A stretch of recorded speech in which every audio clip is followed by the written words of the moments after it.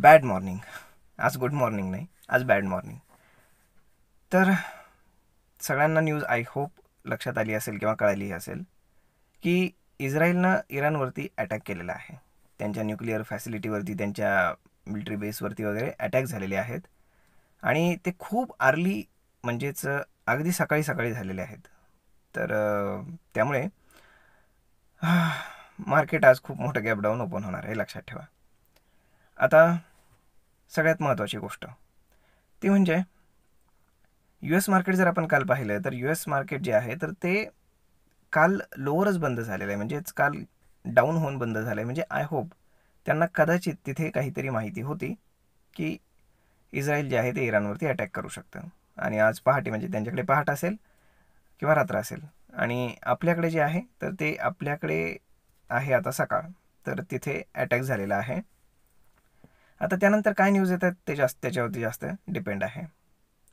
आता बाकी तर काय ग्लोबल सेंटिमेंट पाहण्यात अर्थ नाही, कारण सगळं बॅडच आहे आणि लोकल सेंटिमेंट तर काय बॅडच आहे. कारण ते मॉरिशसचे टॅक्स ट्रिटी आहे, त्याच्यामुळे फॉरेन इन्स्टिट्यूशन रोज उठून सेल करतात आणि डोमेस्टिक इन्स्टिट्यूशन बाय करतात. परंतु डोमेस्टिक इन्स्टिट्यूशन तेवढं बाय करू शकत नाही जेवढं फॉरेन इन्स्टिट्यूशन सेल करतात आणि म्हणून मार्केट जे आहे ते रोज खाली खाली खाली येते. तर मग आता हे कुठपर्यंत खाली येईल किंवा काय होईल? तर एक गोष्ट लक्षात ठेवा की सेंटिमेंटच्या हिशोबाने जर पाहिलं तर मार्केट याचीच वाट पाहत होतं की अटॅक कधी होतोय किंवा मग दोन्ही प्लेयर्स म्हणजे निगोशिएट करायला बसतायत का, ह्या दोन गोष्टी होत्या. तर निगोशिएट करायला ते तयार नव्हते, म्हणजेच कुठेतरी युद्ध होण्याची परिस्थिती वाढत चालली होती आणि फायनली आज ते झालेलं आहे.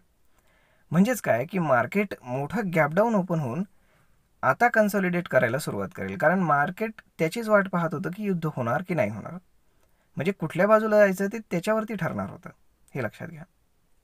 त्यामुळे जे काही वर्स्ट केस सिनेरिओ होता तो ऑलरेडी आता घडलेला आहे, हे लक्षात घ्या.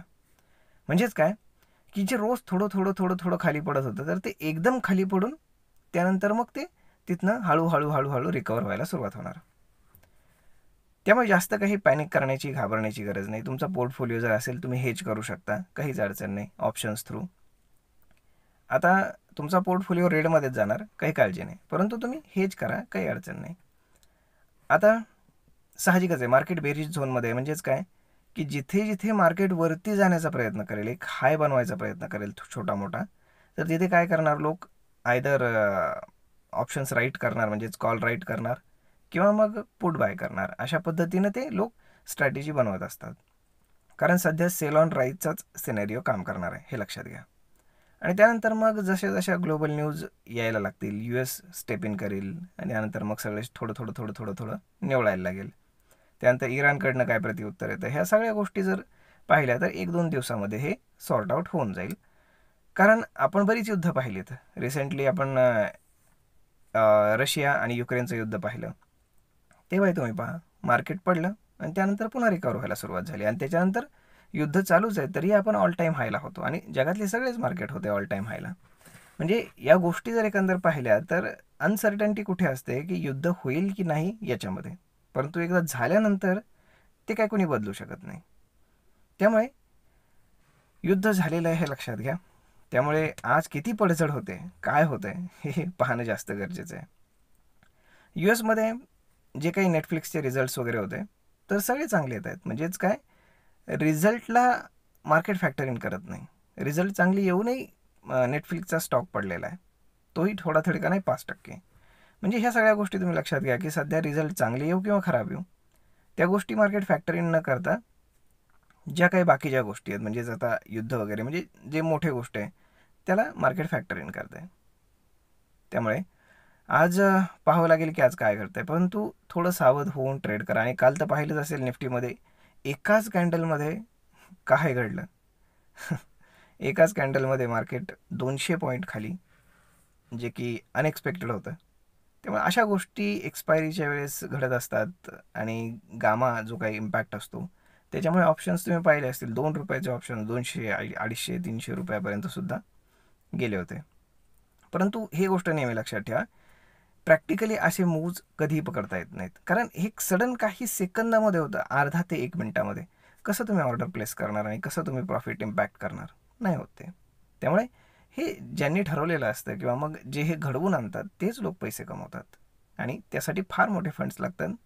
ते छोट्या मोठ्या पैशाचं काम नाही.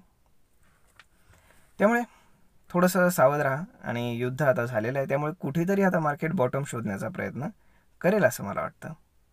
आणि US मार्केटसुद्धा कुठेतरी बॉटम शोधण्याचा प्रयत्न करते, कारण मार्केट जरी तिथे पडत असलं तरी पहिले ज्या स्पीडमध्ये पडत होतं तर त्याचं स्पीड कमी झालेलं आहे. आणि आज युद्ध झाल्यानंतर आज पाहावं लागेल की काय होतं तिथंसुद्धा. आय होप बाकी टेक्निकल लेवल्स वगैरे काही सांगण्याची गरज नाही, कारण अशा कंडिशन्समध्ये कुठली टेक्निकल कधीच काम करत नाही. आयदर मार्केट खाली येऊन सेम डेला शूटअप होऊ शकतं किंवा मग खाली जाऊ शकतं. बऱ्याच गोष्टी हॅपन्स होऊ शकतात. परंतु आता मार्केटनं बॉटम शोधायला हवा अशी परिस्थिती आता निर्माण होईल हे लक्षात घ्या. तर मग भेटूयात पुढच्या एका नवीन व्हिडिओमध्ये. तोपर्यंत तुम्ही चॅनलला सबस्क्राईब करायला विसरू नका अशीच नवनवीन माहितीसाठी. भेटूयात पुढच्या एका नवीन व्हिडिओमध्ये. तोपर्यंत धन्यवाद.